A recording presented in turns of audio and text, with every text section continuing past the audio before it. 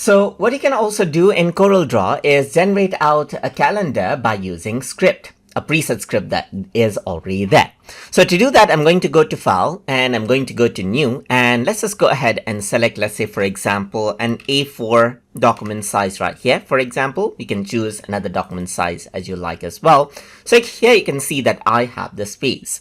So now in order to insert a calendar to this, I need to go around over here onto Tools, then onto Script, then Run Script right here. So once you go ahead and do that from the macros in, you can select calendar with, let's say, for example.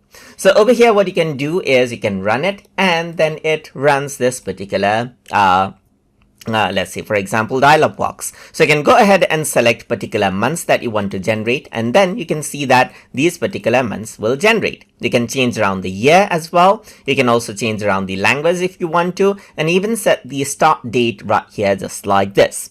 You can also set out holidays if you want to, and then add in other details and change around the margins right here just like this as well, and adjust out the fonts, change around the header color right here, the text right here just like this, as you can see over here, and so forth right here.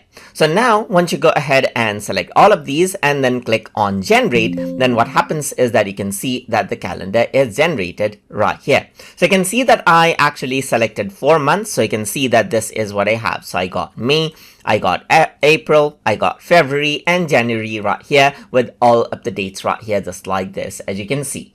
So that is how you can go ahead and create out calendar from script inside of Corel Draw.